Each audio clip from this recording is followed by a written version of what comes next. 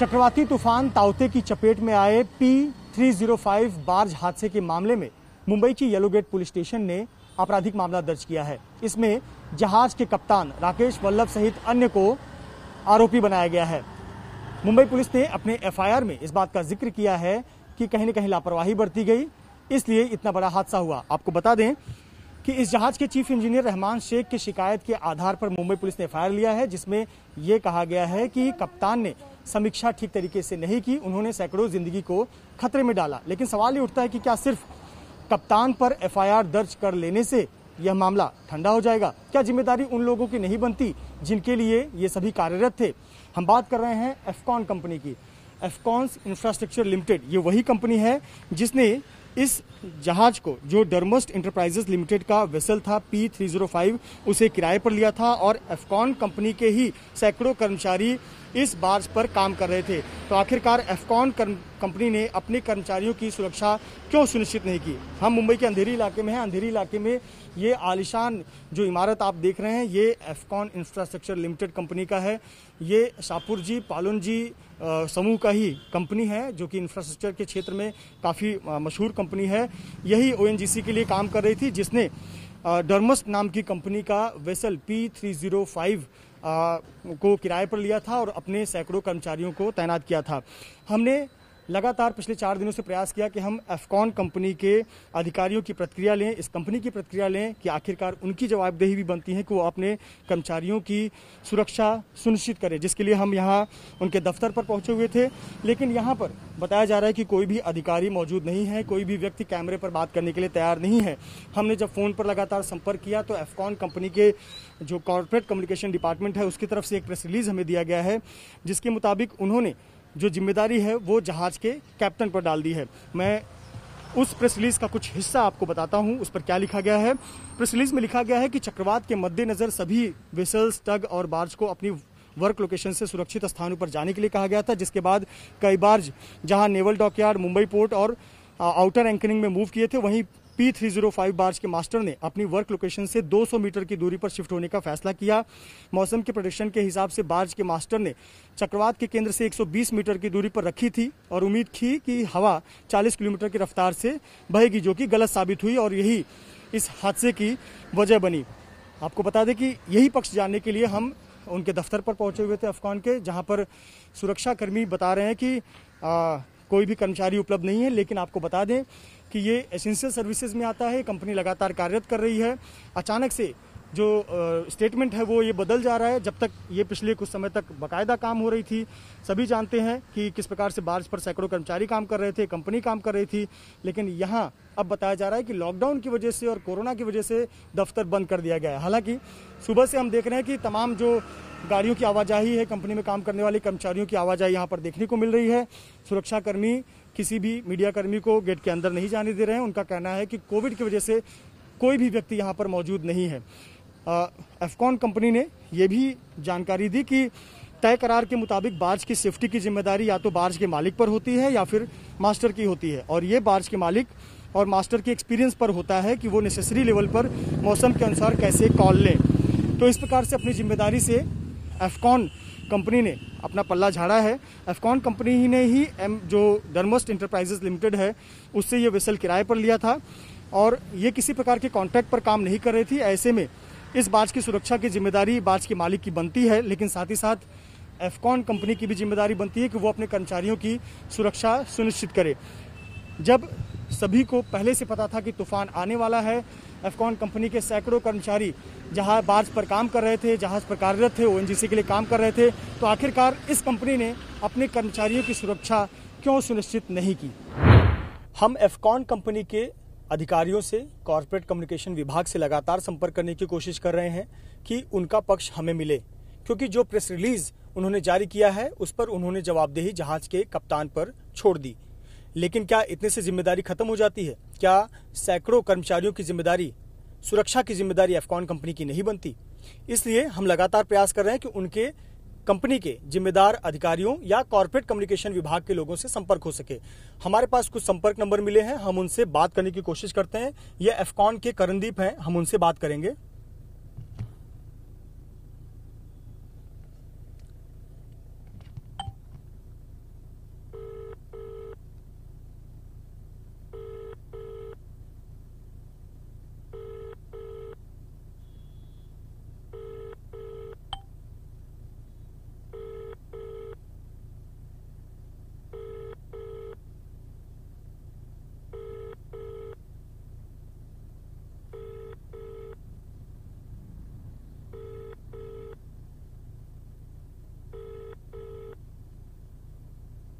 आपण कॉल करत असलेली व्यक्ती उत्तर देत नाहीये. कृपया थोड्या वेळाने पुन्हा कॉल करा.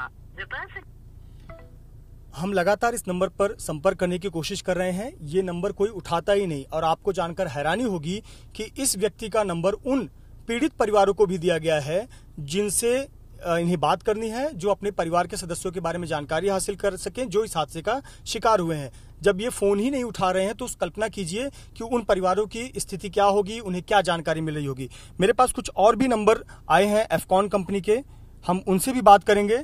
ये प्रसून गोस्वामी है एफकॉन कंपनी के, हम उनसे बात करते हैं.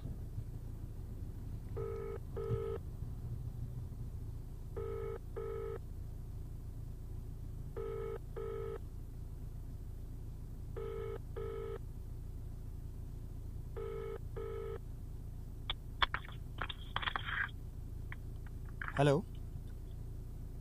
हेलो. मेरी बात एफकॉन्स के प्रसून जी से हो रही है? नहीं सर, वो अभी अफकॉन सेटअप सेंटर पर. कहाँ है सर? कहाँ है प्रसून जी? सर आप कौन सर, किसका? मेरा नाम मृत्युंजय सिंह है, मैं एबीपी न्यूज में काम करता हूँ. प्रसून जी से बात करनी थी.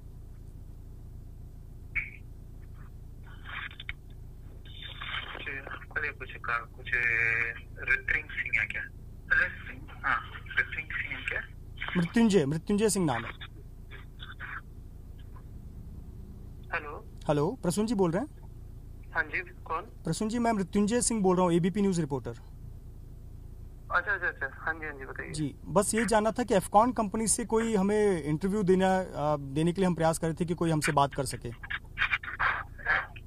सर ये तो हेल्पलाइन नंबर है. It is mainly for the family and तो उनके जो भी क्वेरीज हैं, उनके जितने भी कॉल्स हैं उसको अटेंड करने के लिए सर ये कॉल नंबर है.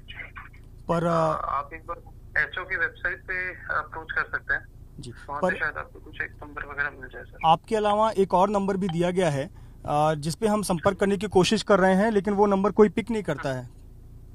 करणदीप का नंबर दिया गया है. जी. कोई वो नंबर फोन नहीं उठाता, फैमिलीज भी फोन कर रही हैं, वो नंबर नहीं उठाते कोई. नहीं सर, ऐसा तो नहीं है. उठाते तो हैं फोन. अच्छा. एंड अभी वही रहे, पैरेलली इस कॉल पे भी आ रहे हैं फोन पर एज वी स्पीक ना. हाँ. I am also getting parallel calls from the family. तो आप लोग ऑथराइज नहीं है बात करने के लिए मीडिया से? नहीं, वी आर नॉट ऑथराइज्ड. कौन बात कर सकता है एफकॉन कंपनी की तरफ से? सर इसीलिए यू कैन अप्रोच एक बार जो हमारा वेबसाइट है ना. हाँ. उस पे नंबर्स हैं. जी, मैंने आपके कॉल नंबर्स और ईमेल आईडी पे मेल भी किए और कांटेक्ट भी किया, मुझे कोई रिस्पांस नहीं मिल रहा है. ठीक है सर, मैं एक बार बात करता हूँ internally. I will get back to you sir. ठीक है, okay, thank you. Thank you. तो ये प्रसून ने हमारा फ़ोन उठाया और ये कह रहे हैं कि ये जो टोल फ्री नंबर मदद के लिए जारी किया गया था वो नंबर है, वो ऑथराइज नहीं है मीडिया से बात करने के लिए. और उन्होंने कहा कि वो अंदरूनी तौर पर अपने ऑफिस में ये बात रखेंगे और वापस से मुझसे बात करने की कोशिश करेंगे. हम लगातार प्रयासरत हैं कि एफकॉन कंपनी के कर्मचारियों से हमारी बात हो सके और उनका पक्ष हम आपके सामने रख सकें. एफकॉन्स कंपनी की प्रतिक्रिया जानने के लिए हमने उन्हें मेल किया हुआ है. हम लगातार फोन पर संपर्क करने की कोशिश कर रहे हैं. हमने उनके दफ्तर के भी चक्कर लगाए, लेकिन कोई आधिकारिक जवाब नहीं आ रहा है. एक प्रेस रिलीज आया है और उस प्रेस रिलीज में जिम्मेदारी जहाज के कप्तान और जहाज के मालिक पर छोड़ दी गई है. तो सवाल ये उठता है कि क्या एफकॉन्स की कोई जिम्मेदारी नहीं बनती अपने कर्मचारियों के प्रति? क्या वो अपने कर्मचारियों की सुरक्षा को सुनिश्चित नहीं कर सकती थी? कैमरामैन धर्मेंद्र पांडे के साथ मृत्युंजय सिंह, एबीपी न्यूज, मुंबई.